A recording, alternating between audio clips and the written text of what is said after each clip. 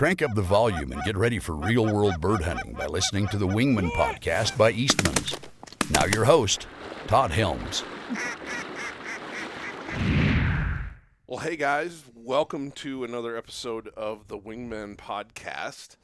And this one's a little bit different. We haven't done a ton of actual live podcasts. It seems like in the days of COVID-19, we've done a lot of Skype and Zoom meetings, Zoom calls and Skype calls. But as far as sitting down with an actual human being, that's been pretty rare. So I'm very happy to do it the way we're doing it tonight. I've actually got a good friend and fellow wingman and the proprietor of Western Waterfowlers 2.0, Noah Miller. Noah, how's it going, man? Doing great. Okay. Thanks for letting me be on the podcast with you. Oh, heck yeah. I appreciate you sitting down and doing it. Noah walked in the door and we immediately started talking birds. And it was like, hold up. We got to record this. Yep. So we're winding down to the last, 5 days of duck season? Yeah. For 2020 and 2021. Yep. Man, you're trying to piece together hunts for clients. It's and been I'm a trying grind. I'm trying to piece together hunts for camera. Yep. And we've had, I think you've had some good hunts, and I've definitely had a couple of good ones, but not like I expected. Yeah, we've had some good ones, but definitely had some days where you're wanting to pull your hair out just because, heck, birds have been here since, October? Yeah. Late October. Literally the middle of October. We got a So- big storm in September. Yep. And then we got another big storm in October, and it pushed a lot of ducks into the area. Pushed geese, too. Well, the geese reverse migrated back up to Montana, and I think all the way to Canada. I think so, too. And but the ducks pretty much stayed. And we've got in the area that I think you could conservatively say in the county we're in right now, there's probably 15,000 to 20,000 mallards. Yeah, I'd agree. In right here that I've seen, but the weather's been super nice. Was it 53 degrees today? It was 61 degrees today with that hard wind, and then we got that rain, that little bit of cold front that came in. Yep. And that got the birds up. It did. It actually drove by one of my leases, and we were working on some tree stands because didn't have any clients today, so helping out the farmer, and drove out of there to go get some lunch, and that cold front pushed through, and all the birds were on the river, and came back right after lunch, and, man, they were piling into that field. And I was like, all right, we got something going here. There you go. Yep. But that's exactly been the problem. We've had birds. Yep. We've had zero weather to push them around. Yeah, they just don't do anything. No. They've been literally feeding at night. The ducks have been feeding all night long. Geese come out, feed for whenever and wherever they want, and then they go back and loaf all day. It's been tough, and it's been tough because the weather's just been too nice. Yep. I think that's all there is to it. But let's backtrack a little bit. You guys that are familiar with Wingmen have seen videos we've done in the past with Nick Kafkas. Nick was the original proprietor of Western Waterfowlers. Yep. And you have trying to make a name for yourself. You're a young buck, and you're trying to get going in this thing. And you've been a guide for quite a few years now. This will be going on 5 years now. 5 years. Yep, 5 seasons. And so you had the opportunity to come and work under Nick and kind of feel things out and see if this was something you wanted to do in this area. Yep. And then the next year you ended up buying the outfit from Nick. Yep. Why don't you run us through how that worked? How did you get your start in guiding? So pretty much since I was a young kid, I grew up kind of in the city, so everyone thought I was the dumbest person out there to be saying I want to be a hunting guide, and they're like, oh, that ain't ever going to happen. And I just kept putting at it, and when I was 9 years old, or 2007, I was at an ISE show, big game show, and all of a sudden I heard a bunch of duck calls going on. Well, me being a duck and goose guru, I keyed in my ear on it and started heading that way, and next thing you know, there's a calling contest. And so I talked to my dad, and I'm sitting there looking at it. And, well, I guess my dad knew the guy who ran the calling contest, and he was like, you know what, let's put you in there. And so first calling contest in '07, and took second place in intermediate. And I still remember that, getting on stage and my knees shaking like crazy. But pretty much calling contest got my foot in the door, I guess, to guiding, because I then turned around and all the years prior took second in state 3 years in a row when I was 15, 16, 17 years old, and won a couple other contests and stuff. And so finally it came down to me wanting to go do something. I just finally said, you know what, I'm going to send out a bunch of emails. And so I bet you I send out 20 plus emails to guide services. And finally it was Hunt Up North, or not, sorry, not Hunt Up North. It was, what is the name? It was, I can't remember the name it was, to an email. And he was good friends with a guy in western Minnesota, Watson area. And he knew he was looking for guides. And so he forwarded my email to him. And next thing you know, Chuck Ellingson, owner of Watson Hunting Camp, called me up and started talking to him. And he's like, hey, I would really like you to come out. So 19 years old, moved out and moved to Minnesota cross country. And I guided out there for 3 years. And then my third year, I just got an invite to come out and hunt out in Wyoming with a guide service. And it was Western Waterfowlers. And I remember the first night I got into the lodge and started talking to Nick. And I mean, as we did, as soon as we first met, started talking about bands and birds. Oh, yeah. I mean, good friendships, a lot of good friendships have come about between waterfowl hunting. And next thing you know, I'm talking about buying them out. And then went home, came back, and started kind of helping him run clients and getting to know the area. And he was Nick's a very nice guy of helping me teach me everything he knew about this area. I mean, all the little spots on the river and everything like that. And so, no, it helped a lot. And that summer, turned around and made the big move. Took the plunge. Yeah. Yeah, it's a pretty remarkable thing. I think your story is, while it's unique to you, I bet that a lot of guys have a similar story. Yeah. Where they knew it was something they wanted to do, and they just jumped in with both feet. Yep. Deep into the pool, just, I'm going for it. Yep. And then put themselves out there and started networking. Yeah. You know, I would bet out of those 20 emails you sent, I would bet maybe half of them got opened. Yeah, I would maybe say 2 or 3 got considered. Yeah. You know. I think I only had one other email that got a return from it. Right. So. But you sent 20. I mean, that sounds like a pretty big number, but it's really not. No. You know, I mean, you could do 20 emails in 30 minutes, if less than that, 5-10 minutes if you've got it all lined out. And so, you talk about just, it's following a passion, basically, for you. Yep. It's something that you love. You love duck and goose hunting. You love the waterfowl and lifestyle. And you knew it's like, you know what, I don't know exactly what I want to do after high school, but I know I love this. Yeah. Yeah, I've just been taught, if you don't love what you're doing for work, then find something different. I mean, if you love what you do, it won't be work. Yeah. So I'm not sure I agree with that completely, because as anybody who's truly chased after a dream knows, no matter how much you love it, there's days it's still work. Oh yeah, you got your ups and downs. Last year, my first year running, it was a good year. It was still a little warm, tougher year for a lot of people. I mean, it was tough for me, but being able, some tricks up my sleeves and some stuff people have taught me, was able to be successful this year. I mean, as we talked about the weather, it's just been tough.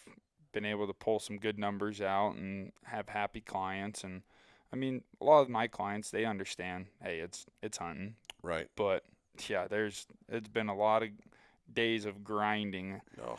that it's just been I am glad. brutal. I am glad that I am not in your shoes. That I get to basically, sit at a desk and do Eastman's stuff. Yep. The big game side of things has really taken, with the things that we've got going on at Eastman's, I've been pretty busy with the big game side of things. Yep. And it's not been bad because the weather's been so nice that the duck hunting and goose hunting's been slow. Yeah. And we've had some really good days.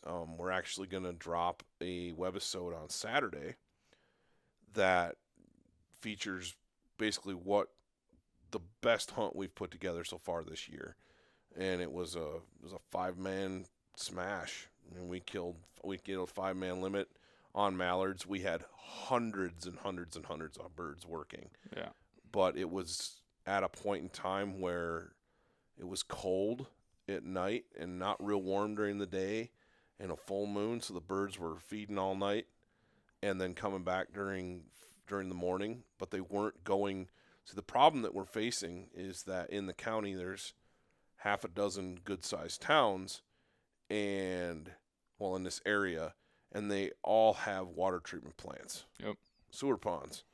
And those ponds aren't completely frozen. And that's where the birds are wanting to be. They're not wanting to sit on the river that makes them so they're accessible. Yeah. Why go sit in a heavy current when I know. you can go sit in the ship ponds? Yeah, right? I know.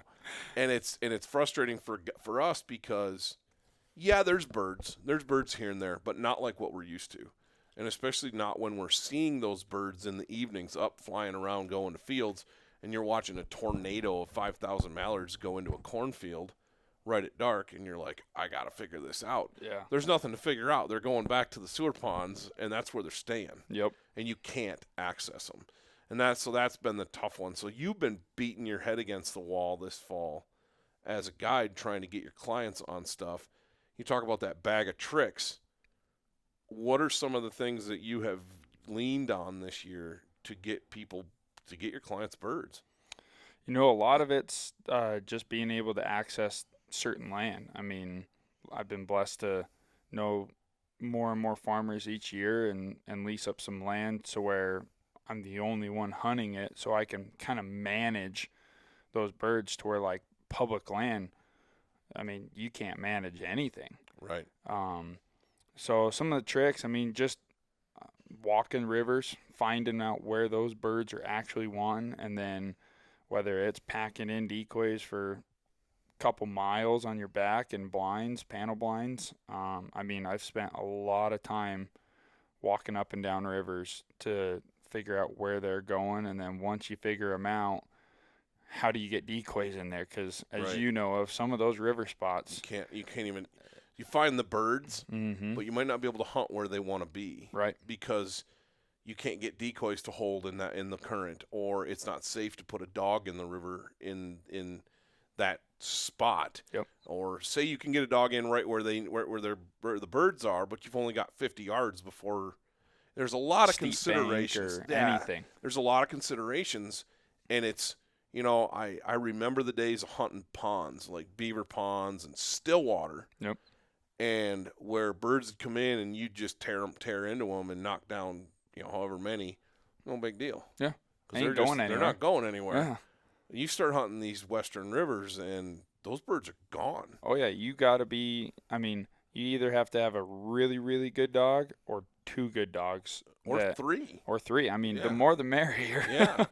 It's interesting, I really admire the guys that have these super polished retrievers who are super steady. It's important to have a steady dog. Yep. But for what we do here, specifically here, it's important. I need a dog that is under control, but a dog that goes at the same time. Yep. Like I need Mackinac, for example. I can call him off of a retrieve, but I don't have to release him, if that makes sense. Yep. In a field, I need him solid. I need him steady as a rock. I can't, especially in your situation, you can't have a dog that breaks. No. Around clients. Nope. And that's something that me personally, that's something that I've had to work a lot with Mackinac on, and he's not 100%. So I know if I've got a bunch of guys that I really trust in a field, I'll take him. Yeah. But if I've got guys that say I'm helping you, or on times when I used to help Nick, Right. if I wasn't sure, I'd have Mac in the pickup. Just in case. But a lot of times I wouldn't take him in the field because he wasn't 100% steady, and I knew I couldn't trust him on that.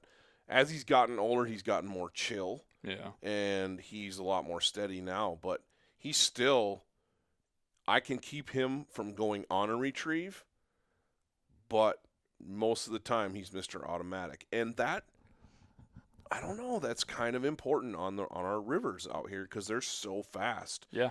That if a dog doesn't get on those birds immediately, they're gone. Yep. No, I mean, this sad thing to say is, I mean, you hunt that river enough days in a row, you're going to sail one down the river or get a golden eye. I mean, everyone knows golden eyes, how they dive, and man, that river, they dive and they get in that current, they're gone. Yeah, you don't see them again. No, I mean, as much as you hate it, but having that good of a dog that just knows, I mean, I guess in the olden days, the river dogs. Right. They know how to take that current and get ahead of that bird, Yep.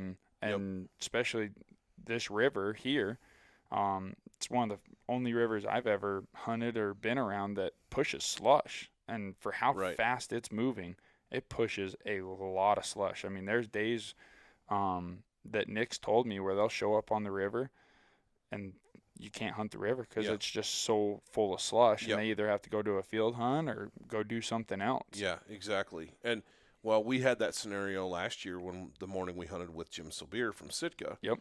You helped out on our field, on the field shoot the day before. Yep. Then we went down and we did the river hunt the next day, and I remember saying, and it's on that webisode actually, about helping the dogs because we knew it was cold. It was cold. And the river was pushing heavy slush, and we knew that we were going to be chasing decoys all morning, and that anything far that was out in the river at distance, it was on us to get in our waders. Because the slush is interesting because you can wade right through it. Mm-hmm. But a dog can't swim through it. A dog it just pushes them. It just pushes them. And it's like trying to swim through a 7-Eleven Slurpee. You can't swim through it. You can, like, I don't know how, that's the best way I've figured out how to explain it, is a lot of these western rivers, especially here in this area of Wyoming, when it gets much below 10 or 15 degrees, they start to slush up. Yeah. And you've really got to hunt. I like to hunt afternoons when it's like that. You know, the cardinal sin, you slept in. You know what I mean? We had a hunt a couple of years ago on the Bighorn with the guys, Brian Tucker from High Mountain Seasonings, that we should have slept in because it was so cold. It was like 4 degrees that morning at the boat launch, and the river was a little slushy. It wasn't real bad. Yeah. That's a much larger river than the one we're hunting here. Yep. But the birds didn't do anything until noon. Just hung tight, let the sun soak up the sun. That's what they did. Yep. And we really struggled. And once the temps got up and the sun came up, man, the birds started to fly around and we crushed them. I mean, we killed a 4-man limit in, I want to say, probably an hour after once the birds started actually flying. Yeah. And before that in the morning, I mean, there were birds around, but it was like they just weren't doing anything. Yeah. So I guess that's some things that I have learned. You know, you talk about walking the river, being able to hike decoys in, just work. Yeah. Extra work, you know, and I think that equates to, obviously you're dealing with private land that you have permission to hunt or you've leased. Yep. But that equates to public as well.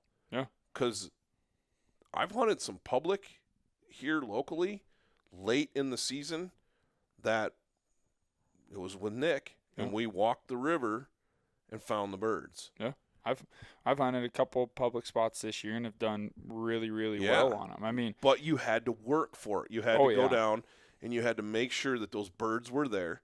Yep. You had to find the X. You had to find exactly where they wanted to be. And that might have required a couple-mile walk to walk around in there. And not only just one day of going in there and scouting. You got to go in there multiple days just because who knows, they could have got bumped off their real X and just got sat there. Right. So if they're not there 1 to 2 days in a row, you could probably go hunt it and do okay, but you're not going to have a good hunt. Having multiple spots. Yep. You know what I mean? Having your honey holes that you know are going to produce birds. Yep. You know, whether that be private land or let's just say it's a private piece that you have access to.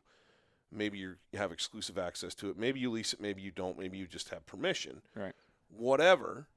But so you've got that ace in the hole. Yep. And then you branch out from there. You're like, okay, I know I got this. I know I got birds here, and so I'm gonna go on my lunch break from work. I'm thinking like dudes that aren't guides. Yeah. You know. Oh yeah. Just regular Joe Blow. I got an hour on my lunch break, and I can be. This piece of public is 15 minutes from where I work. I'm gonna go walk that at lunch. Absolutely. I'm gonna find those birds, and I'm gonna do it multiple days in a row, so I figure out what's going on. So on my day off or on Saturday, I'm not screwing around in the dark or wondering where I need to be. I know exactly where I need to be, and I get in there 2 hours early, get set up, and you plan on making a day out of it. I mean, we used to do that back in Michigan. Yeah. And because we had competition, we were hunting either public property or we were hunting private that a lot of people had access to. We weren't the only ones. Yeah. And so it required a lot more work. It required doing what other people won't to get results that other people don't. Yep. And I would say another, trick that a lot of people use, and you guys use it all the time, is on X. On X, that's a lifesaver. Yep. You can get on X and look around and look at the river, the lay of the way the river bends, and if there's some back eddies or is this public, or okay, I can go in, access this spot, walk up, and I should be right there. And plus you can track it. Yep. That way in the dark, you're not, okay, I need to make a right turn here and accidentally go 20, 30 yards too far and make the wrong turn or something. Well, and we use OnX. Yeah, this year, just the way the hunts have been, we've stuck to our honey holes. Yep. We haven't branched out very much, but in the past, we just picked up permission to hunt a piece the other day that I didn't realize I'd actually hunted just downstream from a couple years ago, and it's one of the spots that you actually lease now. I believe, downstream. And it was funny because I remember before we went in there, we were looking at OnX, and there was this big side channel that swept around, and there's enough current in it that it doesn't freeze up. Yep. But it's very little current, and the ducks love it. They love being in there. And the morning that we hunted, we had scouted that, but it was it's down on the next property. We didn't have permission to be in there. Yep. You do now. Yep. But we sat above that on a big bend, and we killed some birds, but the majority of the birds wanted to go in there. And I remember telling Nick at the time, I said, man, if you can figure out who owns that down there, or you can get permission from this person, that's where you need to be. Right. Because I said, that is obviously where those birds want to go. And it was like sitting there watching these birds dump in, and I'm going, why are they going down there? and I pull up OnX, and immediately I looked at it and went, that's why. Yep. There's a big side channel down there. Yeah. Then I guarantee you it's calm, and it's got Russian olives in it, and it's got everything the birds want. Yep. That's why they're in there. Yeah.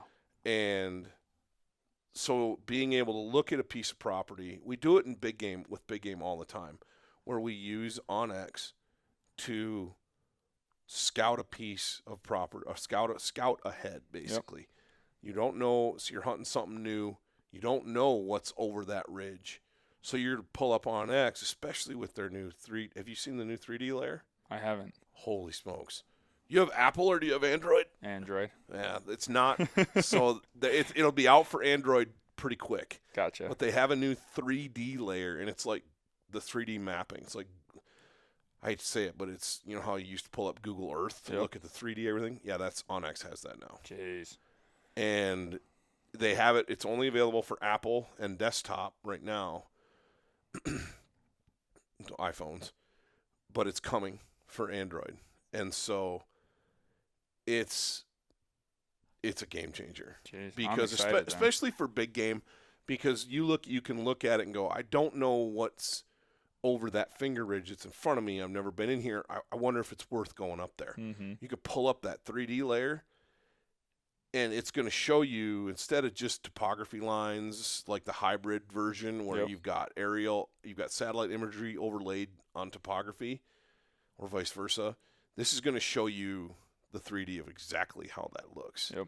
So you're going to see the little wrinkles and the little folds and the little benches. Well, how that translates into waterfowl, like what we're doing, is you can pull up a river and go overhead view of the river and 3D that thing, and you can see, okay, is that just a weird shadow? Is that an island? You know, how steep is that bank? Right. You know, because we deal with that all the time. Yeah, absolutely. Where you may not be able to access a spot that the birds want. We were just talking about this before we fired up the podcast. Yep. We have a spot that we're going to hit in these last few days of season here. That is where you got to hide against literally like a vertical cliff. Yeah. It's shallow. The river's really shallow and slow. It's kind of a back eddy deal, and it's like they tuck up against that vertical cliff.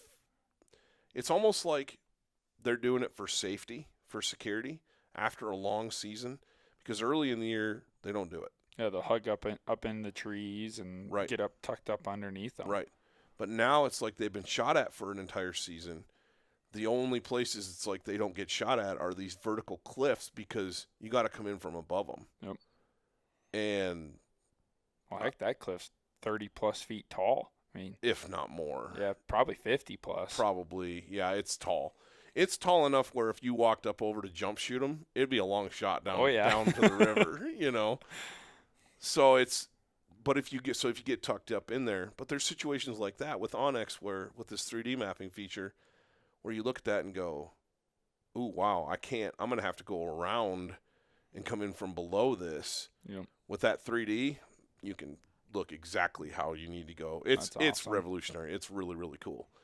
It's really neat. So I'm excited for that then. But yeah, it's stuff like that, you know, just that extra work, that extra walking, whether it's the guy doing it on his lunch break or like you, it's part of your job. Yep. So you're out, but you're beating feet, you're pounding brush. And, you know, like you said, you might use Onyx to look at a spot and go, okay, but now I need to see what's actually in there. Right. Onyx will tell you, it's such a great tool. It'll show you good spots, but you won't know if there's anything in those good spots until you go walk it. Right. There could be a few birds. There could be hundreds. And especially on a year like this, yep. I've had some surprising days where last Saturday, for example, I scouted on Friday morning and found some birds, and I went, you know what, guys, let's put a crew together. Let's give it a whirl. Yep. I saw pretty good numbers of birds going in here and flying around. Let's try it. Yeah. And it turned out to be a pretty good shoot. We didn't shoot particularly well. But the birds were there. Yeah. You know, we had a couple of young kids in the blind that don't.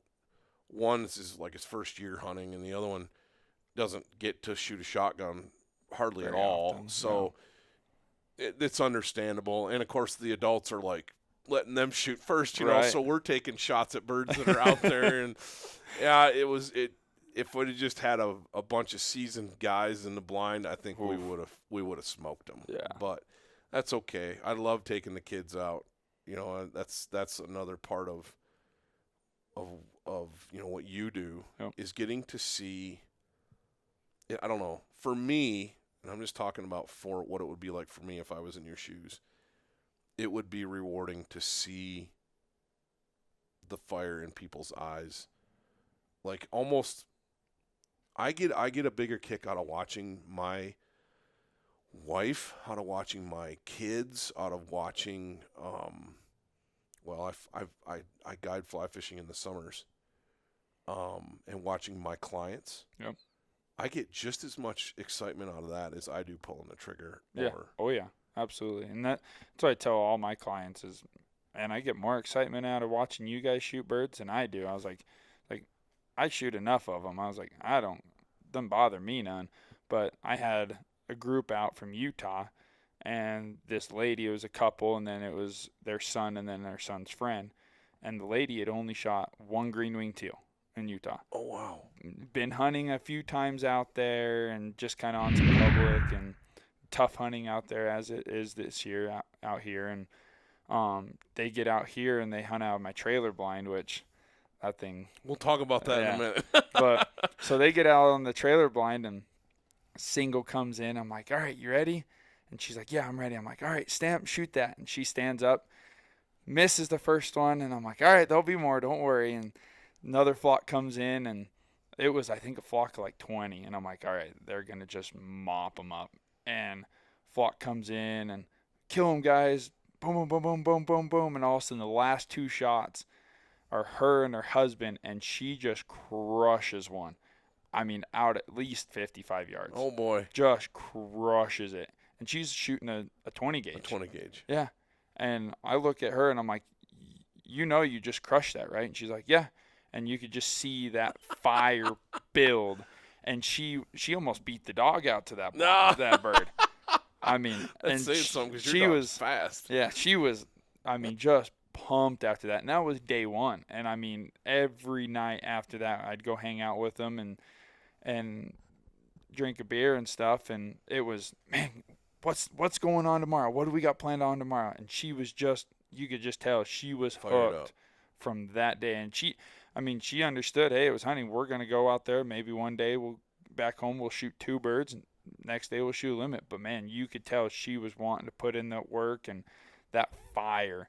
That's just cool. Watching her shoot that goose, especially at that distance. I mean, that's a good poke with a 20 gauge for a goose. Well, you and I were talking about that the other day because you showed up to the duck blind the other morning with the 20 gauge. I love my 20. And when we hunted with Jim from Sitka last year, he was shooting a 20. Yeah, he was. And, we were shooting federal black cloud 1s and 3s or 2s or whatever. And you and I were talking about how effective the 20 gauge loads are today. Yeah. And it doesn't seem to matter if you're shooting, like I said, federal with premium steel loads like black cloud or even their blue box. Yeah. Just crushing birds. Yep. Or if you step up to one of the heavier than steel non-toxics, whether it's a TSS load or a tungsten mix or sort of a tungsten alloy or a bismuth load. Yep. These shot shell technology has just made leaps and bounds in the last, I would say even in the last 5 years. Just the last couple especially, to the point where the sub gauges that, 20s, 28s, 410s. They're making a comeback. They're wicked. Yeah. They're light in the hand. Yep. They swing well. They point well. They don't recoil. They don't kick you to death. Nope. It was funny. You grabbed my over and under 12. I was not ready for that. Went out to finish a cripple, and you boom, and you looked at me. You're like, man, that thing boots, because you've been shooting a 20 all right. year. I mean, I remember I've shot a case of that. I'm strictly black cloud. I mean, that black cloud of that 20 gauge is deadly on everything. Yeah. And I remember bought a case for the 20 gauge, shot it, and I bumped back to the 12 gauge, tossed a 3.5 inch blue box. I think it was 2-shot or double B, a goose. And I remember pulling up and shooting the 3 times, and I'm like, man, give me that 20 back. I like that thing. I mean, but the thing is I'm crushing ducks and geese at the same distance, just as good with the 20 gauge as I am with the 12. Yep. I mean, and you're choking it well. You're shooting an aftermarket choke. Yep. Which there's so many good aftermarket chokes now too. I mean, tons and tons and tons. Yep. And factory chokes are great. They are. Everything is so much better than it used to be. When I was your age, what are you, 20? 23. You're 20. Frickin' pup. Oh, it's like my dog and your dog sitting here having a conversation. Yeah. I tell you what. Stories they could tell. No, buddy. But when I was 23, things were just like heavy shot was just new to the market. Yeah. Federal had come out with their tungsten iron and tungsten polymer loads. The original bismuth load had been on the market for a few years. Steel was still pretty much garbage. Yeah. Companies were starting to figure out that if they reduced payloads down to 1 ounce and 1/8 or 1 ounce and 1/4 and bumped their speeds over 1,400 feet per second, that inside of 50 steel was pretty lethal. Yeah. Especially if you're decoying birds, even now to this day, if you're strictly shooting birds that are feet down in the decoys, which you and I both know out here, if you did that, you'd go home empty-handed a lot of days. Mm-hmm.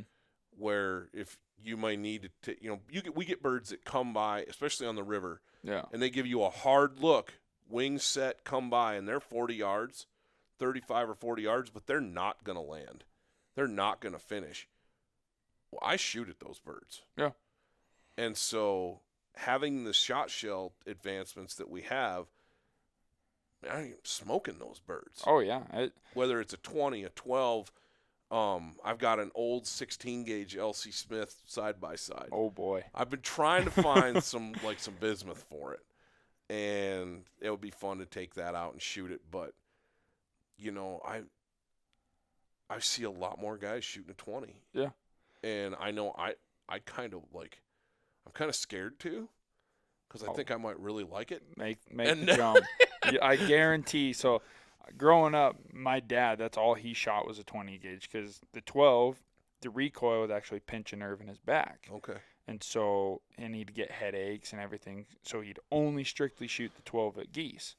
Everything else is 20. And now, for the last probably, I would say, 8 years, he's been strictly 20 gauge no matter what. And I'd shoot it every once in a while. I mean, and growing up, that was my first gun, was a 20 gauge.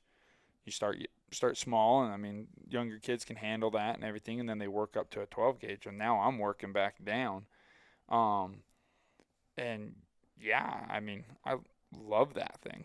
I remember shooting, when they outlawed lead, I was not old enough to have really ever hunted waterfowl with lead. So I've only ever known steel. I was almost there, but I'm not quite that old. But when steel became mandatory, these non-toxic loads became mandatory, steel was the cheap alternative. Right. And they didn't know any better, so they loaded it to lead payloads and lead speeds, and it was shot all over the place. Oh, it was horrible. It was horrible. So what was the solution? More shot. So guys, everybody, goose hunters especially, 3.5-inch 12 gauges, Mossberg 835 Ultimags, and the original. I remember seeing the original Benelli Super Black Eagle, and that was like, you were rich if you could have one of those. You know. Yeah. The guys that wanted to shoot 3.5 inches shot Mossbergs. Yeah. And talk about rattle your teeth. Jeez. Light gun, all that powder. Oh my goodness. And I saved up and bought myself a Remington SP10. Okay. Semi-auto 10 gauge, roughly based on the Ithaca Mag 10 platform. Yep. Browning came out with a gold 10 about the same time. So there was a while there where we were all shooting 10 gauges. And just, that was crushing. Oh, it's just crushing, right? Yep. Compared to a 3-inch 12, it was that old steel. The 10 was a massive improvement. Right. But my gosh, that SP10 weighs 10 pounds? Yeah. With no shells in it? Yeah. Have fun lugging that thing up and down the river. Here's the deal. If you're standing up to shoot, it's no big deal. No. You pick it up, no big deal. You start shooting out of layout blinds.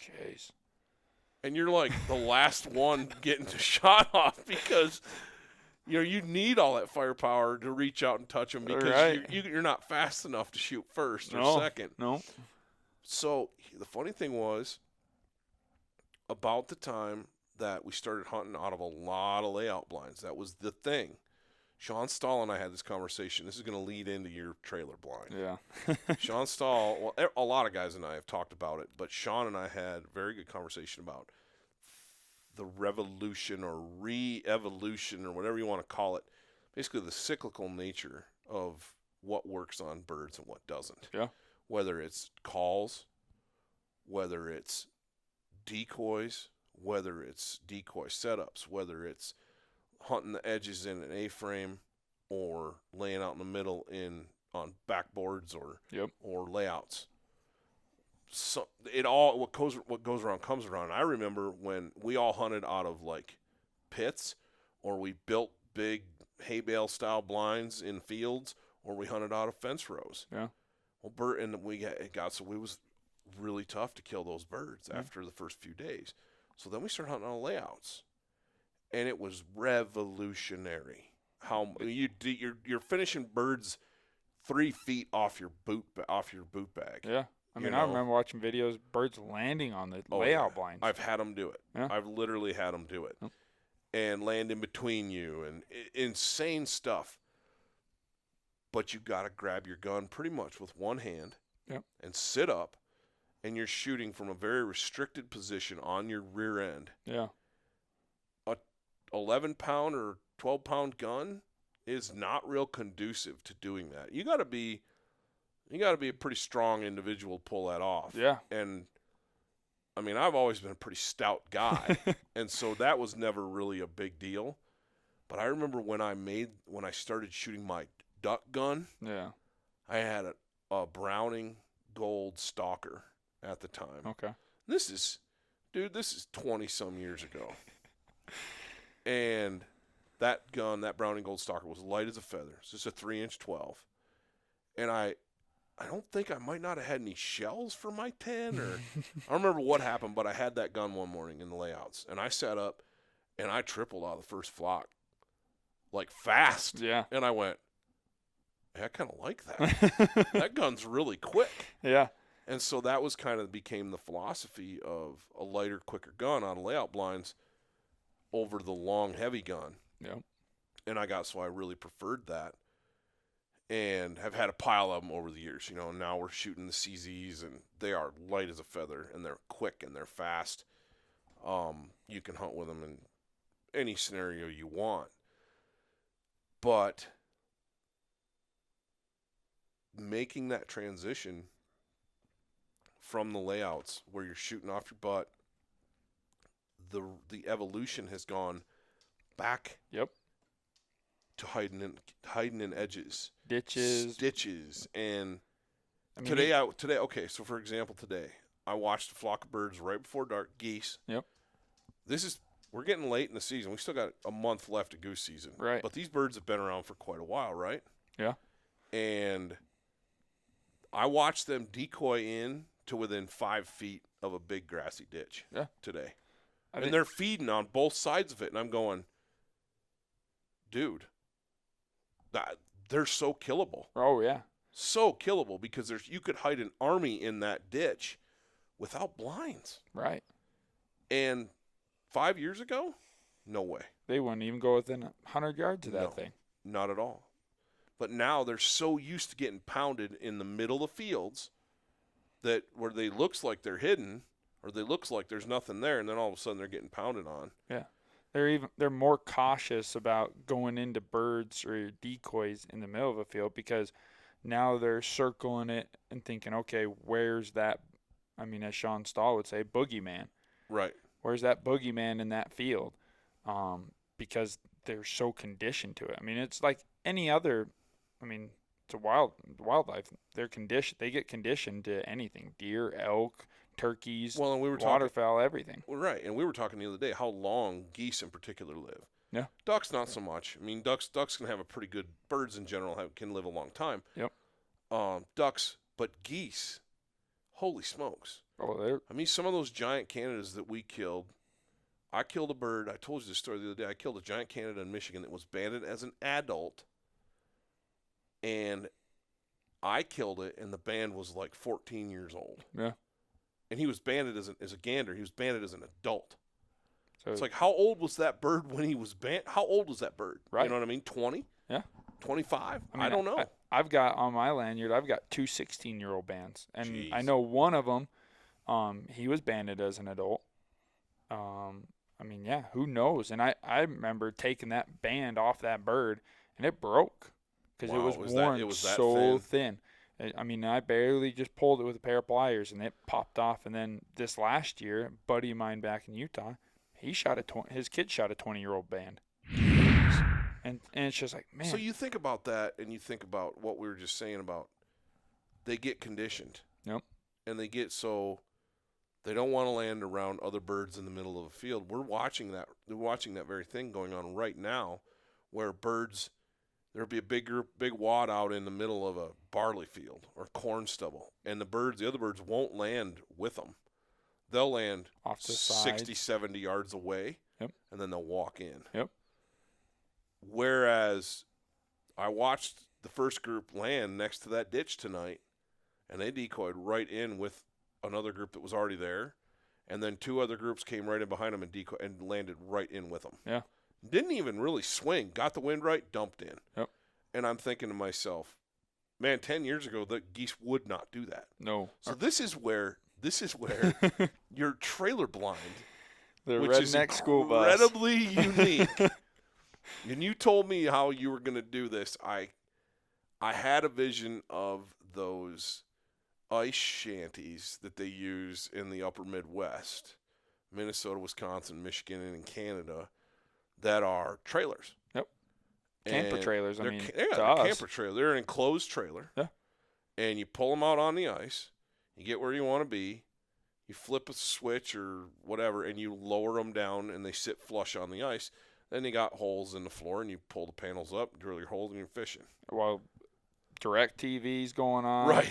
A couch. You got a stove. You got beds, all that. Bunk beds. You got all that different stuff, and that's a different story. But you kind of modeled your blind that you're using this year on that same principle. I got to believe you picked that up from your time in Minnesota. Absolutely. So when I was in Minnesota, I guided for a guy in South Dakota that had a trailer blind. And so I saw the design of that, and then we transferred it over to the hunting camp in Minnesota, and we started building them. He built them a little bit different. Rednecks, they come up with their own idea. Oh, yeah. Not that one's better than the other or anything like that. Good old American ingenuity. Yep. And so we ran those, and those were awesome. My boss out there, he had them on hydraulics. Oh, wow. So you literally just press a button, goes down, press a button, it goes back up. And so those were sweet. But when I got to it, last year I ran panel blinds and A-frames and stuff. Right. They were good, but why not have a full trailer that not only can I hold all my decoys in, it's already grassed up, it hooks onto my truck, and I can drive it from point A to point B without having to take 2 trailers. You're saving a serious amount of time. Right. And another thing is I built it, and I know a lot of people build them to haul 4-wheelers. Okay. So not only can I just back a 4-wheeler off, say early season you get into a muddy field, farmer doesn't want you in there with a truck, fine, he agreed to a 4-wheeler. Hook that 4-wheeler up to it, and away you go. Well, that trailer, it doesn't weigh that much. I haven't weighed it, but I would gotta think it's under 1,200. Wow. And so 4-wheeler can take that, no problem. Oh, yeah, absolutely. And so my trailer I have is 24 feet long. So we all nicked 8 guys in there? We've hunted 10 out of it. Holy a little tight smoke. with 10. I would bet, yeah. But 8 guys I would say is the max comfortable wise. But that thing's awesome. That sounds I've had birds. Every field hunt. If you follow Western Waterfowlers on Facebook, every field hunt we've had has been out of the trailer blind. We haven't hunted out of layout blinds once this year. Well, that's interesting that you say that because, I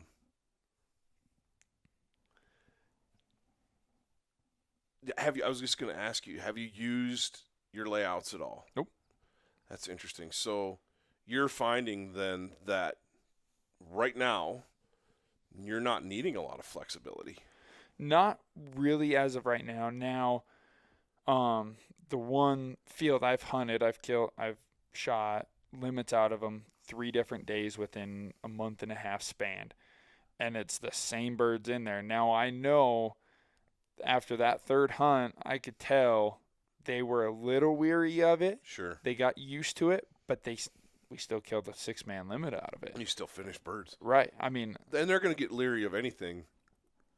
If you're pounding on birds that regularly in the same spot, they're going to get leery of any setup. Absolutely. It doesn't matter what it is or where in the field you're set up. Yep.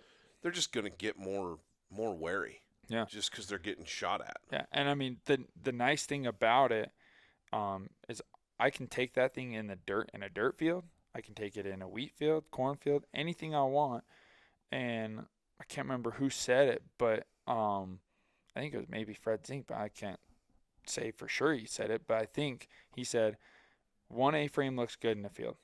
4 looks better. 4 looks better. Because it actually looks like an actual ditch out there. I don't remember who said it either, but I've heard that. I've heard that expression. And, yeah, looks like a ditch line. Looks like something. It like looks low more spot, more natural. Yeah. And That's crazy. And you'd think those birds would know that. You know, they spend – because our geese here love bare dirt fields. Love them. And I – don't get it. No, I don't understand it. But they love I'm looking around going, what in the world is there out here to eat? And you walk around and you look, and, okay, most of them are beet fields. Yep. And there's pieces of beet top or chunks of beet out there. That's got to be what those birds are picking through. Yep. The other thing I think that the reason they like it is it's secure. Yeah, there's nothing out there. No way that anything's going to get to them out there without them seeing it. Unless you got a pit. Right. I mean, good luck getting that out here. Well, guys, there's no way. And I don't blame landowners for that because once you dig a pit in a field, it's almost impossible to get it filled back in the right way. Well, and another thing is most of these farmers out here, they're running cows. Right. So now you got a 20-foot pit out there that a cow can fall into. Yeah. Can you imagine? No. Hey, let's go out and jump in our pit, and there's a cow in there. You know what I mean? How are you going to get that out? Right. Good grief. Crane or something. Yeah, just dig a ramp. Yeah, so that's interesting. I have yet to hunt out of it with you because you've been a busy guy. We actually got to hunt together for the first time this year just the other day. Yep. But I'm looking forward to late goose getting in. And we're going to put a pile down. It's going to be awesome. I'm looking forward to that because hopefully we get some weather. Yep. It's coming. It's in the forecast. Yeah, it's got to. It's got to. I don't think we're going to get it in time to end off our duck season. No. But late goose could be good.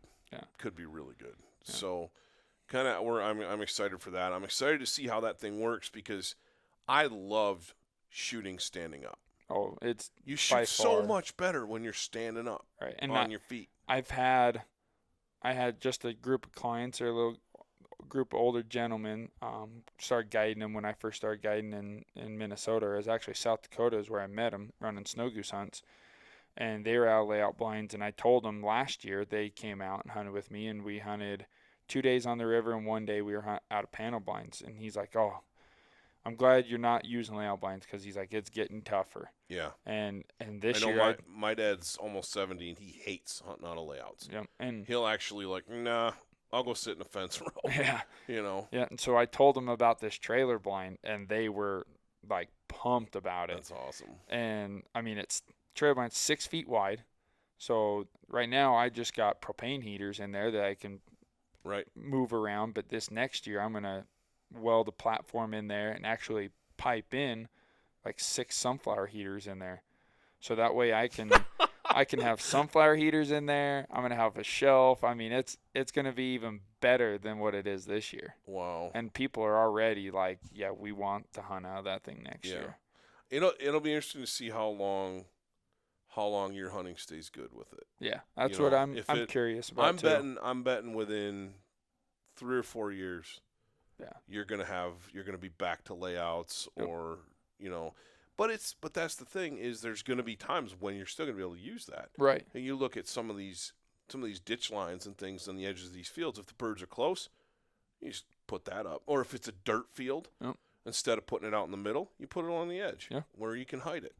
No big deal. There's still going to be times in corn stubble where you got to be out in the middle of it or whatever. Like the hunt we did last year, I'm sure we could have used it, and it probably would have worked a charm. Probably better than the layouts, because a lot of the birds wanted in behind us. Yep. That's always a pain. I bet it's safer.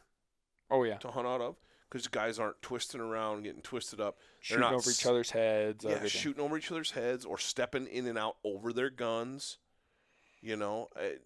Layouts are not an ideal way. They're a great way to hide. Yeah. But they're not an ideal way to actually shoot.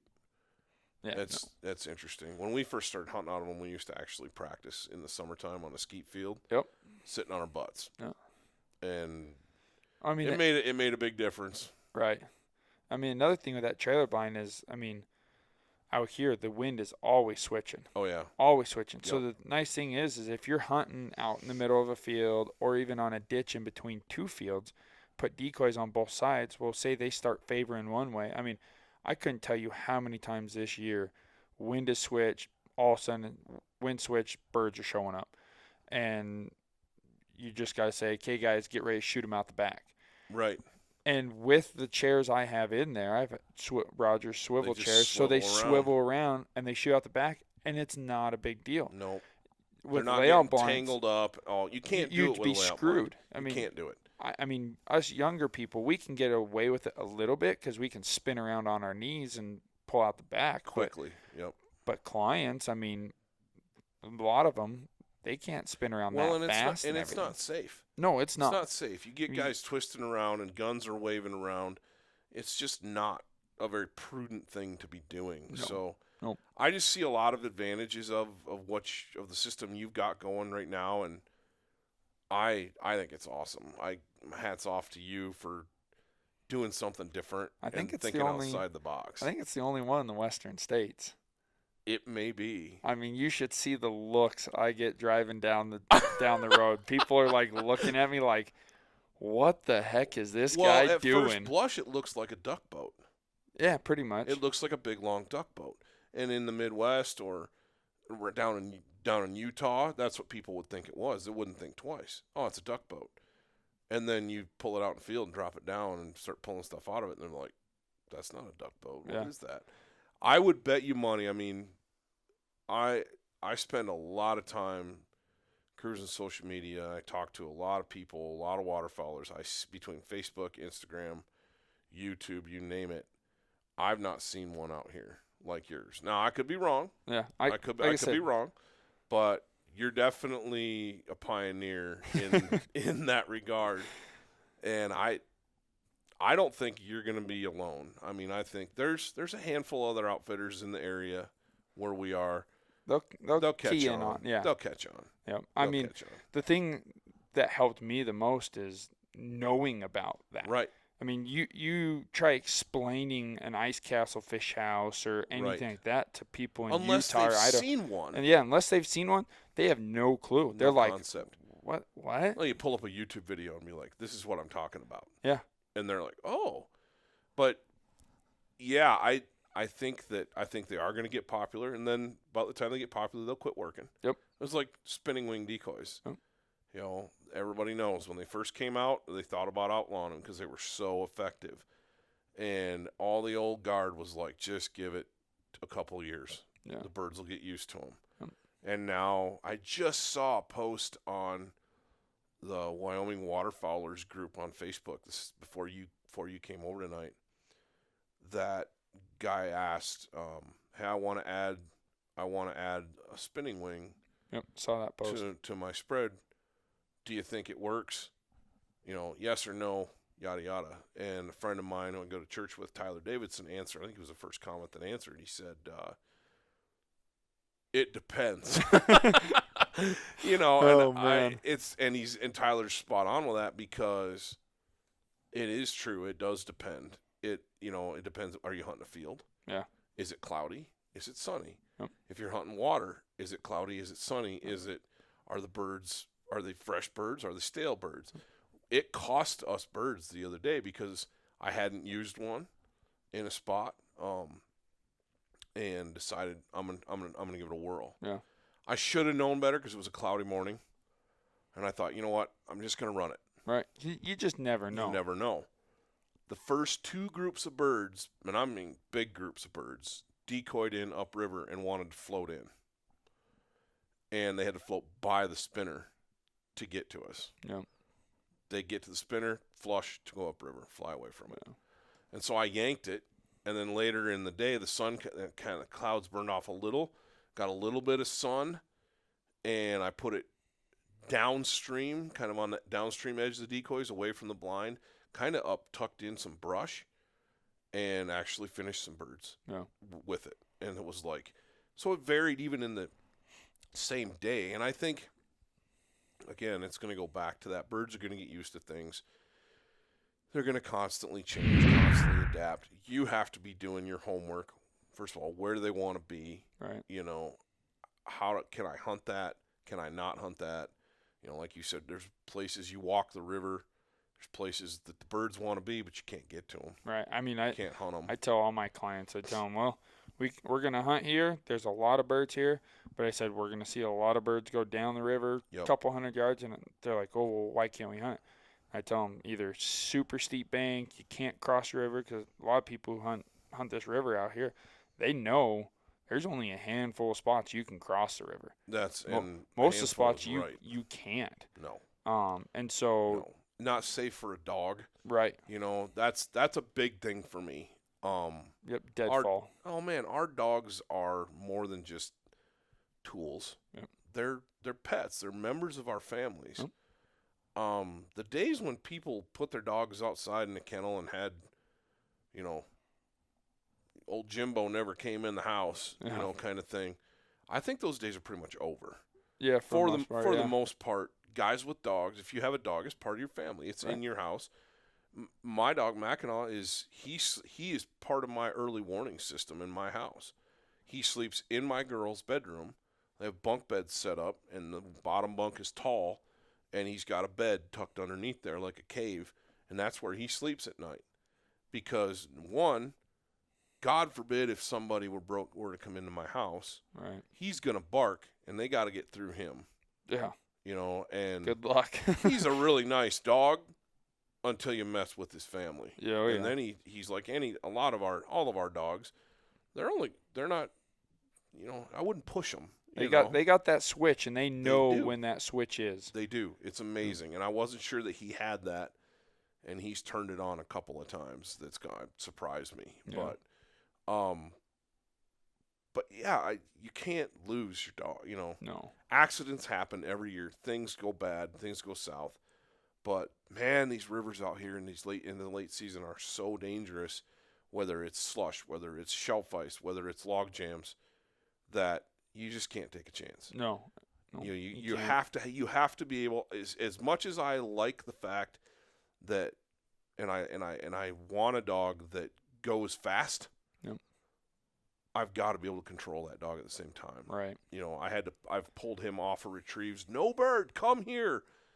And because I knew he didn't have enough room, he might have gotten the bird, but he wasn't going to be sweep down. He wasn't going to be able to make it past that log jam. Yep. So. Yeah, and that's another big thing is you got to have a dog that minds, whether it's with a shock collar. You can give them a little, hey. Yep. I mean, because a lot of dogs have those. They have a big drive. You just got to give them a little reminder and say, hey, come back. But for the most part, I mean, yeah. Yeah, and so, you know, that's part of finding birds on the river. You find them, and you got to make sure you can actually get to them or get them out, you know. Yep. But I don't know. Hunting here is definitely unique. I can tell lots of stories about the days in Michigan where we hunted late season. The only thing was open were little spring-fed spots or little creeks or stuff, but not like here, like these western rivers. But it's so different. It's so unique that I would bet that some of your techniques and tactics, especially field hunting, because it's pretty straightforward on the river. You find where the birds want to be. If you can, you set up there. Yep. Pretty straightforward. Yep. It's work. Sometimes it's really hard to get in there, but it's pretty straightforward. Yeah. Fields are different. Absolutely. Fields are different. There's technique with fields. There's tactics with fields. What do your tactics look like here versus where you started the game in the Midwest? I mean, Midwest, we're hunting a lot of little geese, with big geese mixed in, but we're hunting birds that are 30, 40,000 on the refuge. And they're Wow. coming out, and if you don't get those first 2 or 3 flocks to work you, they're just gonna lunch line over you. Sure. It sucks, but it's what happens a lot, especially when they get conditioned. Out here, they don't get as much pressure, which is nice. But from what I've learned back there, Utah, we hardly ever hunted fields. It was all marsh. There's Sure. not very many fields in Utah that you get hunt. Now I'm getting a little more fields. So pretty much cut my teeth learning how to hunt fields in Minnesota. Okay. And so Minnesota, we'd run mainly layout blinds. We did a few A-frames, but it was all layout blinds, whether it was field edges. And then decoy-wise, we'd run anywhere from 20 to 100 dozen full bodies. Wow. I mean, You're looking at hours of an hour in the morning of setup time, yeah. if not more. Yep. And when we're setting that many decoys, we would always set them at night. Sure. That way, because Let the birds leave, go out, set them on the X, yep, and then go get some sleep. yep, Because then you can sleep in the morning. right, you don't have to wake up at 3 o'clock in the morning. Oh my gosh, yeah. And go set decoys. You've already set decoys till midnight that night. Mm-hmm. Which, me personally, that's what I like. I know some guides, they like waking up super early and going and send decoys. Have at it. Go for it. I'm the sleep-in guy. I'll burn them off with a torch in the morning if I need to. Yep, or spray some rubbing alcohol on them and Right. get the frost off, yeah. Right. But, I would say if someone comes out here and they want to get a little better at field hunting out here in the West, I would say probably what anyone else would say is pay attention to those birds.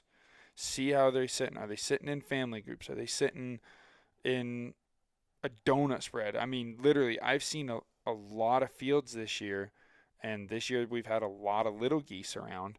I don't know what it is. I clean birds from our Sunday afternoon hunt. Yep. It's Wednesday. I like to hang my birds for a couple of days. Yep. And I clean birds tonight after work. And it was almost 50-50 down the middle. Yeah.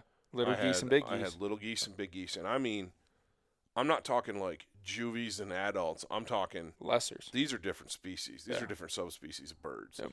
I won't say we had giants in there because technically a giant's a non-migratory Canada, right?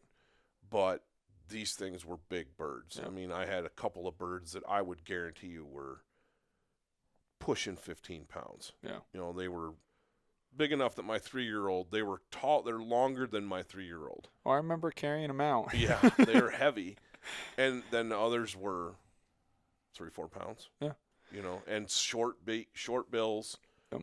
Totally different subspecies. Pipsqueaks. Yep, and they're all mixed in together. Yeah. And so I've seen geese out in the field literally sitting in a donut. Like I've driven by the field, pulled up the binos and sat there and been like, why are they sitting in a donut? Like literally they'd be in a 80-yard circle and there'd be 500 geese out there and they'd be in a circle and the kill hole, I guess you could say, or the middle of it, 40 yards wide. Right. And flock of birds come in, they circle it, land literally right in the middle of that. Right in the middle. Yep. I bet if you walked out there, there's a perfect circle, like tractor tire circle, that those birds have found a spot where there was some grain spilled or there was something, and they're lined up like cows at a feed trough. Yep. When I've seen that cattle. too. Yeah, where they line up on a silage line or, any stuff where they're feeding cows or whatever, and you'll have birds literally lined up in a straight line, lined up down both sides, literally like stock in a feed trough. Yeah. And you literally set your decoys just like that the next day, and you smoke them. Where if you were to set them out and it's fancy J or X or teardrop, you may not decoy them. Right.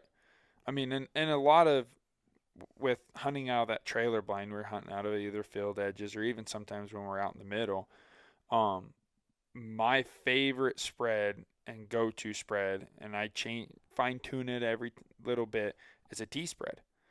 Especially if I got a wind coming straight over my back, they can either land on the right side or left side. So you run a big long line, and I run about 15 or so dozen, not a huge spread, but a big spread. Yeah, I would say for out here. I would say that's bigger. That's bigger than the majority of people out here running. You know, and part of it is it's a money thing. Decoys are expensive. Oh yeah. And so, especially full bodies, and guys are just starting to make the plunge back into silhouettes. Yeah. Whether it's, I don't care what brand you're running, but guys are starting to realize, dang, these things work. They're effective, and I can put 10 dozen of them in the trunk of my Toyota Corolla. Right. Right. I can use my commuter at 35 miles to the gallon and go on birds, and save all that diesel because I don't need to burn it up. But I would say you're right. Do you mix in silhouettes? I do. The thing that out here that's tough, and I'm starting to get a few different ideas and tricks to get silhouettes in the ground, is out here the frost. It's frozen. I mean, it is frozen solid. And our ground is hard anyway. Yep. If by the time, because we're so dry here, everything's irrigated. Yep. And whether it's gated pipe, whether it's pivot, doesn't matter what it is. The only way you can go crops above 5,000 feet is to irrigate it. Right. That's just the way it goes. The line, John Wayne's line from the movie McClintock. Everybody knows you can't farm the Mesa Verde. It's true, and that's where we're at. It's 4,500 to 55 to 6,000 feet on farm ground around here, and so it's got to be irrigated. Well, they turn the water off on that stuff for harvest. It dries it out. It turns hard pan. Yep. And so, how are you getting your silhouettes in the ground? So mainly just a rubber mallet as of right now. Just pounding them in. Yep, and I mean the thing is you don't have to pound them in super far. Right. Half inch to an inch, as long as they hold up within a good amount of wind, you're gonna kill birds. Now, if you got decoys laying on the side, they're gonna flyer off of it. Right. So usually I'm running. I love running sleeper shells. Sleeper shells are like my go-to. I mean, I can go out in a field and put out 10 dozen sleeper shells and kill a lot of birds. But 15 dozen full bodies, and I would say anywhere from 5 to 10 dozen silhouettes. Nice. So I'm mixing. And there's lots of products out there. I mean, you've got Dive Bomb has a product. I think there's a lot of companies that have products for pounding, putting holes in the ground that you put your silhouettes in. Right. Those are like crucial. Yeah. I mean, you could use a cordless drill. You could do. Right. There's lots of things you could do. Because I mean, if you're rubber mallet pounding 5 dozen silhouettes in the ground, that's time consuming. Right. Right. And I mean, right now, I just bought some new decoys. They're black and white SX full bodies. Nice. And I will say I'm in love with those things. They pop in a field. Yep. I mean, back in the day, they ran the black and white silhouettes. Yep. Or, good grief, on water, they ran milk jugs or bleach jugs painted black. Absolutely. I mean, this stuff, Sean Stahl and I talked about this ad nauseum. This is not rocket science. No. What worked for guys 30 years ago still works. Right. Or it's working again, I should say. Yep. Give it a few years, you'll have to make it a thing. But, I mean, when we first started using silhouettes, they were homemade. Yeah. They were homemade. They were pieces of plywood, thin plywood with a piece of lat, sticking off of it that you sharpened to a point, whatever, and you painted them black and white. Right. And you killed birds. Oh, I remember absolutely. the first silhouettes I had, a lot of what we hunted were dairy farm pastures. They're just grass pastures. Grass inch tall. It's mowed right down, but Right. the geese can still graze it. Yep. And there was no agriculture where I lived, and so at this point in time anyway, you might get an oat field every now and then, oat stubble field, but for the most part, you're hunting these pastures, these cow pastures, and farmers wouldn't let you drive in them. Nope. You're not driving around out there. So back in those days, we were still using like Magnum and Super Magnum carry light shell decoys. Well, you can't lug very many of those the distance you need to carry them to get into some of those fields. And so I thought, I'm going to try these cigarettes. And I think it was Real Geese or Outlaw. I remember which ones I was using. And mine might have been Real Geese because they had wire stakes. And they were great because I could actually get them in the ground, where the guys with the wooden stakes, those pastures were so compacted from the cattle, the ground was really hard, and you couldn't get those wooden stakes in the ground. Just break them when you just hit them with a hammer. Yeah, you broke them. But I remember, and we didn't use layouts. We either hid in the edges of trees or brush piles, or a lot of times we just clustered the decoys together real tight and laid in them. Right. Well, it was revolutionary. Now that I look back on it, we killed a ton of birds just laying on our stomachs. Yeah. And just hop up on your knees and shoot. Oh, I remember doing that as a kid all the time. Oh man! And now it's like that's what everybody do. It's what all these small goose guys are doing. All these snow goose guys are doing, is they're laying in the decoys on backboards and no cover. They're just laying there in whites or whatever. And we did that, and it works. It still works. It worked back then, and it still works to this day. Yeah. And so it's interesting to hear. It's interesting to hear your take on things. I've obviously hunted with you and hunted with Nick enough to know what you do and kind of how you do it. But it's interesting to hear you talk about it and kind of explain it, because I do think there's a lot of guys that want to know more. Yeah. They want to know more, and I don't care how old you are.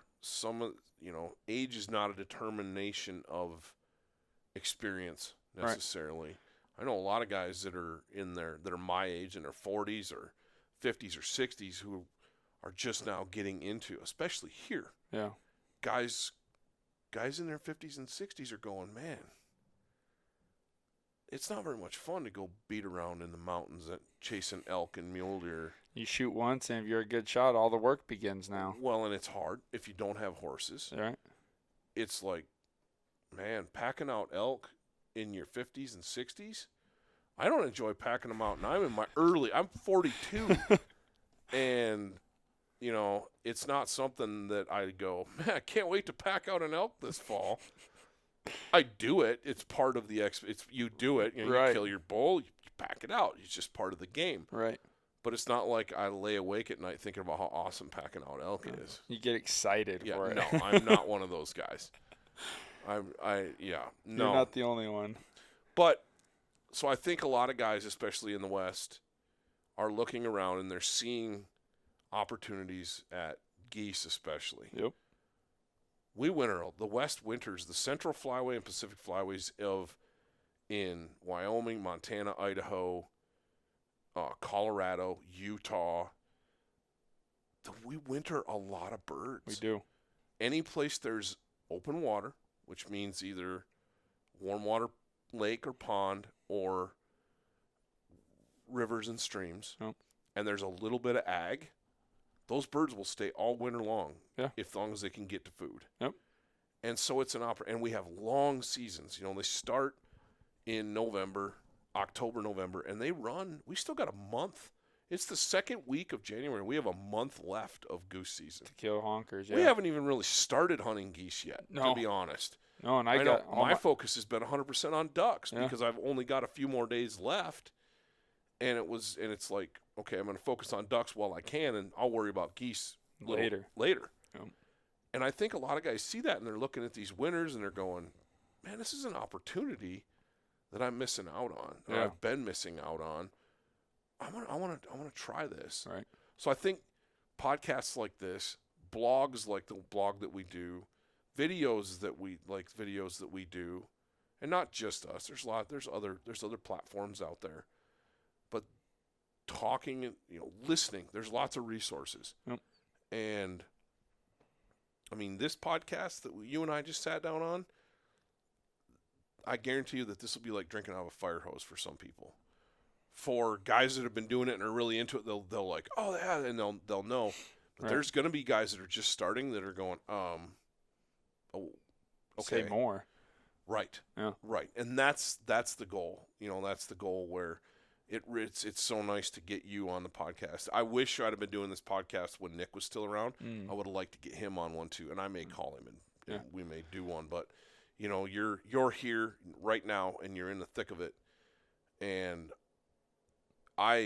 it's refreshing for me because there's a 20-year difference in our ages to sit down and listen to someone with a fresh perspective. Yeah.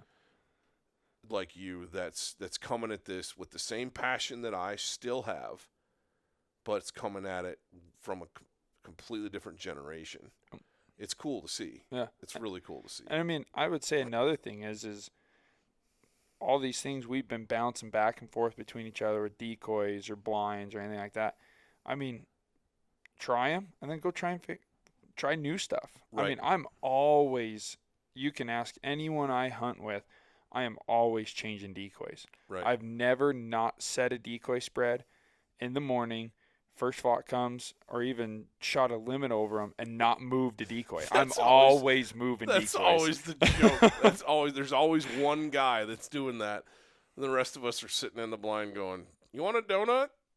You want a cup of coffee? Because, dude, you're driving us nuts. Or, hey, can we help? And you're like, no. I mean, you're working through stuff in your head. Yeah, and I mean, I'm always, I'm pretty sure it was Scott Thrinan, owner of Molt Gear. He said the best scouters are the best hunters because you're always scouting birds. You're watching them. You're learning how they're sitting in the field, how they're feeding into the wind. If it's a high wind, if it's no wind, they're kind of more spread out.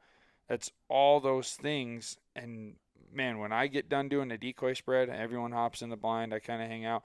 I stand up, I look at the decoys, and I'm like, all right, I need to fix that, and then I go do it, and people are like, you need help, and I'm like, no, I'm just working through stuff. I'm just trying to make it goosey looking. I do this. I do the same thing, and we have our spots. Everybody's got their spots, but we've got the one little duck spot down here on the river that we hunt a lot for a lot of reasons. One, it's a consistent producer.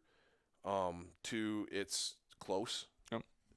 And three, you kind of get, so you enjoy hunting, you enjoy just going down to the blind. It's the go-to. Yeah, but if you set your decoys and you do it at the same time, every single time, the birds are going to notice. So I'm constantly thinking about, how do I do this different? The other day, the last couple times I've hauled down, the last time we went, I hauled down a dozen goose decoys. Yep. And I hauled down a dozen mallard full bodies. Yep. And I set them on this gravel bar. And then I set the floaters up a little bit different and just tweaking things to try to make it look a little different. But I don't know. It's interesting. Man, we've been talking for well over an hour. So Gonna have to do some editing. Yeah, it's okay. That's what Luke's for. So, but we're gonna get out tomorrow morning and go chase some ducks, and we'll get you back on. I'm excited for the last few days of season. Yeah, me too. Of duck season, and then some late goose, and we'll do some more of these. Be thinking about maybe topics that you want to talk about. Okay. I know I'd like to pick your brain about calling.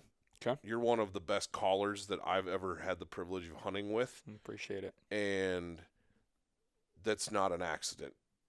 That's something that's a craft that you have honed, a skill that you have developed, and I'd like to hear your thoughts on it. Yep, I've had some pretty A-list guys on the podcast and kind of pick their brains about some things too. And some of them I'm going to get back on eventually. And Sean Stahl was one. Kelly Powers was another. They talked about, some of the calling techniques, some of their advice for callers. Clay Hudnall was awesome to have on the podcast. He talked about, meat calling and their philosophy behind what they do. at field proven calls. Yeah. I mean, all three of those guys, I literally cut my teeth watching Right. them and listening to them. Right, and those are all guys that are my age. You know, I hate to say it, but we're the old guys in the sport now. It doesn't seem like it was that long ago that we were your age and we were the up and comers, and it was the guys like, you know, Tim Grounds and Yep. Jeff Foyles and Buck Gardner and Phil Robertson and uh, I mean Phil's still a very important part of what we do, but you know, some of those older guys that are even older than us now, that, you know, Jim Ronquest and John Stevens and the guys at RNT and Sean Mann. Yep. We could name drop, but my point is this: there's kind of I'm definitely starting to realize that I'm the old man now, you know. And especially, I've kind of gravitated back to shooting it over and under, you know, and it's like, man, am I going to start wearing tweed and smoking a pipe pretty soon or what?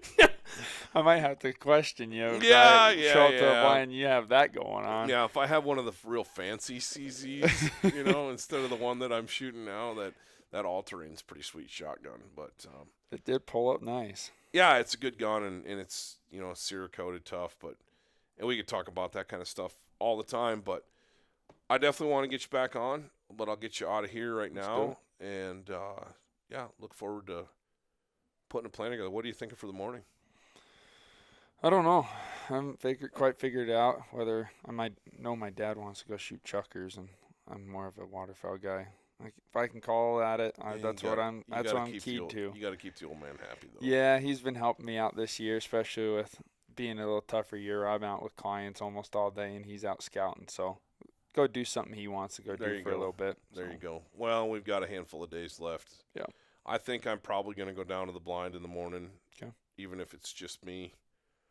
And yeah, like I said, I got Friday. I got a spot. Let's plan on Friday morning for sure, because I don't have a lot of time on Friday morning. Okay. I have a meeting that I have to be back for at 10. Okay. But if Should you got be a out spot, of there by then. Yeah, I don't think it'll be. Yeah, and cameraman said he's good to go as long as he can shoot. He can shoot. All right. Don't know how good he can shoot, but he can shoot. He's just fine. Anyway, so we'll do that, and I'm gonna do something tomorrow, even if it's wrong.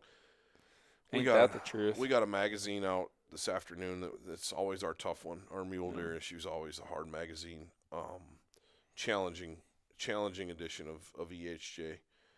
And so I'm kind of like, I need a breather in the morning, and I think a morning in the duck blind, even if it's just me and the dog, would be a welcome thing. So you can't go wrong with that. Well, and if I go solo, I'm not going to tear them up. You know, I won't shoot into any big groups, and I'll shoot at singles and pairs, and I'm not going to mess anything up doing that way.